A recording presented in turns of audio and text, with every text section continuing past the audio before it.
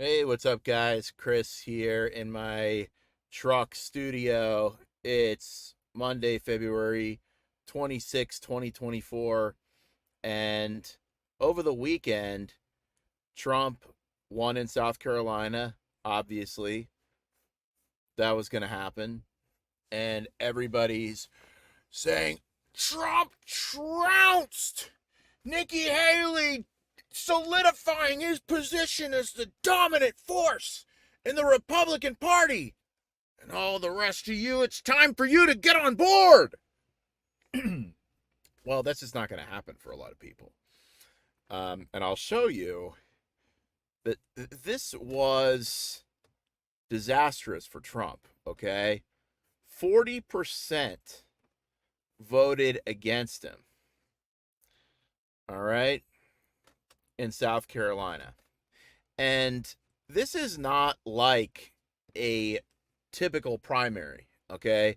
Because in the typical Republican primaries, you would have people that would vote for their guy in the primary, and then in the general election, they would get behind the nominee and then be a good party guy. Like me, I would do this every year. Every presidential election, I would vote for the guy that I wanted, which was the better guy. He would lose because the establishment would back their guy, and it's hard to take the establishment on. And then everybody would come together in the end. But that's just not happening here in this case. And it's there are just a few people in regular media that are calling this out for what it is. And the fact is that these people are not going to vote for Donald Trump in the general. Okay? They're not. You've got mostly people that back Donald Trump are white, Fox News watchers, and and people like that. People that think the election was stolen. Still, even after all the evidence that we've been shown that it wasn't stolen, these guys still believe it was stolen. Okay? Because it's part of the tenets of being in the Trump cult is you must believe the 2020 election was stolen. Okay? 83% of angry voters backed Trump. But then on the other hand, 75% of Haley supporters said Biden was legitimately elected president in 2020. Okay? A bigger problem, polls show skeptics would be even less likely to swing his way if he's convicted of a crime. Okay?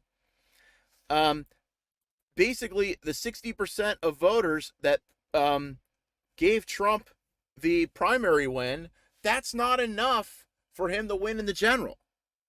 All right? He's got to win back that 40% that didn't back him in the primary. And how, so far, has MAGA tried to win people like myself back?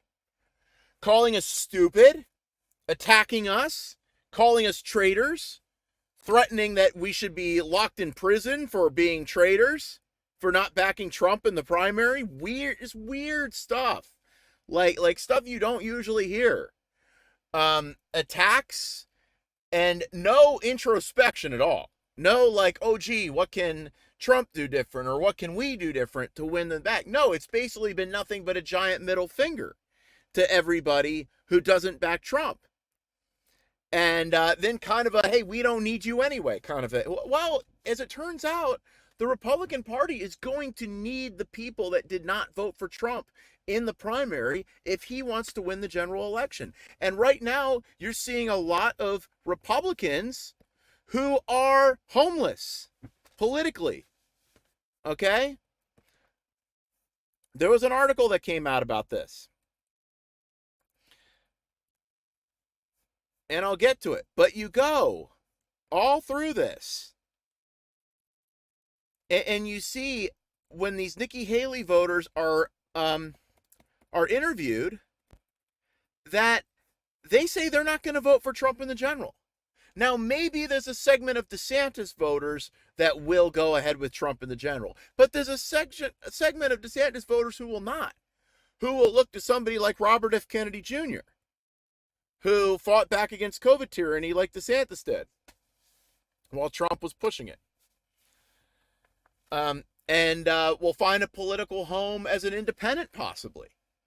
Or I get emails since I've taken a hiatus from being on Twitter all the time. That's probably going to be a regular thing. I feel so much better. Just my head, my mental state, everything. I've gone on and I've posted a couple of things, but being off Twitter has just been wonderful because this Twitter rage machine, and it's just it's just nothing but rage every time you get on there. And it's, how can you be this stupid? And when you criticize Trump, you never get like actual arguments like from his people. It's always ad hominem attacks, typically about my hair or my appearance or my intellect, or accusing me of something, or accusing me of being paid, or below belt attacks, manipulated audio, personal attacks, digging up things from my past, or things like, that's what you get back from the Trump people. Threats, a lot of threats, like, you're going to be thrown in prison for treason, or whatever. Like the Trump people, they love to talk about treason. They're always talking about treason. And it's like, I don't think they even know what it means. They don't know what conservatism means. I mean, look at CPAC. What a shit show that's become. I mean, oh my God. I mean, I'm not down with this loving on Putin, okay? If you love Putin so much, I tell you what, move to Russia. See what it's like. But the thing is, I think that a lot of these people that are backing Trump, that love Putin, they're doing it because they think that, Trump's going to be this Putin-style dictator, and that they're going to be, in the elite. They're not going to be one of the plebes. They're going to be the elite, and it's going to be great. And they're going to have this rule over everybody. And so it's just not going to be that way, all right? Trump's not smart enough to be a dictator to begin with. But it's not conservatism. So, I mean, you go to CPAC and you've got these bozos speaking, and Jack Bozo Piek, and all these, these idiots. And they're like, they're not conservatives. Look, I'm just saying, they're just, you can't really call it conservative political action committee anymore, because it's guys that would rather see America be in like a Putin style dictatorship. Like, I'm not cool with that. I know that it's like hip to be cool with Putin now because we're tired of giving our money to Ukraine. I get it, but it's not, Putin is not a good guy. All right. He's a dictator. All right. And we don't want to live in a dictatorship. And at least the Republican Party has not traditionally stood for wanting to be in a dictatorship. Okay. I'm not down with that. All right. Whatever. I know it's the fad. I know it's the current thing to say Putin's awesome and be pro-dictatorship, but I'm not cool with that. All right. So a lot of people see that kind of stuff and it really turns them off. And they're going, well, I'm not going to back Trump. And you don't see as many of them on Twitter, because if you go on Twitter and you espouse those kind of things, you get just bombarded with lunatics just attacking you. And it's personal attacks. It's not like any kind of like civilized dialogue. It's just personal attacks on you, attacks and threats, which is what DeSantis supporters saw all during the primary. But there's a lot of people now that are politically homeless. Okay? And there's a good article here, Republicans who reject MAGA. And a lot of people this is Reuters, Alexandra Umer and Nathan Lane, February 24, 2024. And the concern is there's no real attempt to win these voters back, or to moderate in any way, or come together with them. I suppose Trump could pick Nikki Haley as his vice president, and maybe this is a play to make it, because he 100% will pick Nikki Haley as his vice president if he sees that as his only way of getting these guys back. Okay. And I think she probably would accept. And that probably would. And DeSantis is not going to be Trump's vice president. He said that. Good for him. But as Donald Trump comes close to clinching a third presidential nomination, anti-Trump Republicans are facing a sobering reality. Their party is unlikely to revert to what it was before the MAGA wave rolled in, and they now have no obvious political home. For Ken Basler, who consistently voted Republican until Trump and his Make America Great Again movement transformed the party, the political scenario is disconcerting. The Republican Party part of me that's left hoping Ronald Reagan jumps out of the grave and saves us all, said Beasler, a 65-year-old retiree and attended a rally for Trump challenger Nikki Haley in South Carolina. Okay, you don't need all those adjectives there. It leaves me in a quandary, he added. Okay, this article is kind of written annoying. Okay, what else did he say?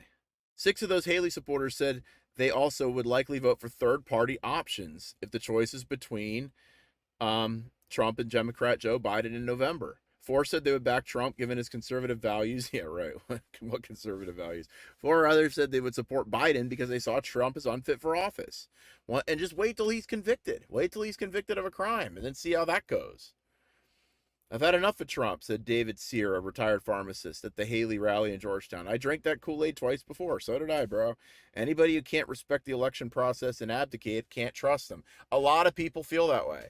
And now knowing that the election was not stolen and Trump lost fair and square, there's no proof at all. They've done all these investigations. There's no proof. You have to live in a fantasy world where you believe that the election was stolen in 2020. It wasn't, okay? But a lot of people, especially people that went towards Haley, that's a thing for them. They really don't like January 6th. They don't like that Trump tried to stay in power. They don't like that stuff. All right. After he was voted out, they're not coming back. Aside from somehow Trump and Haley coming together to be on a ticket, they're not coming back. So there is a major Republican homeless crisis right now, where people are not knowing like where they stand. Like, do you stay a Republican? Do you go for third party? Do you go for Robert F. Kennedy Jr.? But I get emails like this all the time from people who say, Chris, I back DeSantis, but I just simply cannot back Trump in the general election. Where will I go? Here's what the Republican Party should do, and then I'm going to tell you what they're going to do, okay? If they were sane and they really wanted to have a coming to Jesus moment, which it's going to happen to them eventually the party's either going to go broke under the weight of paying Trump's legal bills and all this, and people not donating anymore because they don't want to pay for Trump's lawyers. They're paying his lawyers. They're paying people like Alina Habba. That's where your money's going. You see all her fancy clothes when you donate to the Republican Party. That's where your money's going. People don't like that. All right. She just wants to be a celebrity. And she's basically like the Kim Kardashian of political lawyers. So I wonder how she landed that job with Trump. But people see it, and they're going to have a coming to Jesus moment at some point because they're going to have to if they want to remain a political party. But if it comes sooner rather than later, they could save a lot of pain, okay? And what would make sense would be for Trump and his people to start reaching out more and moderating, but I still just think it's too late for that for a lot of people. A lot of people have now seen Trump for who he is and were willing to put things aside in the past, but aren't going to do that anymore. All right? And it would make sense for the party to now do some introspection and possibly not put in somebody like Lara Trump. Oh God, is she annoying, man. Oh, that whole family just, and her singing. Oh, it would be to not put somebody like her in and to put somebody in who is palatable. Okay, and somebody that's more moderate as their chair. They're not going to do that. They're going to put the Trump handpicked people in, his family members, and they're going to bleed the party dry to pay Trump's legal bills, to pay his lawyers. Um, that's what they're going to do. They're not going to move to the center in any way, and they're going full blown MAGA or death. There's not going to be any outreach to the politically homeless, and they're just going to end up voting for somebody else. They're going to vote for Robert F. Kennedy Jr. They're going to vote for. Somebody emailed me today. He was talking about Libertarian Party. I would never support the Libertarian Party. Look, I just no. The stuff that I know some libertarians that I stood together with on the COVID stuff, but they think that big corporations should just be able to do whatever they want. I'm just not down with that. But there's other political parties out there, the Constitution Party, but that are very, very small political parties. But they're not going to back Trump in the general election, and that's the important thing. Chris Nelson here. Thanks for watching.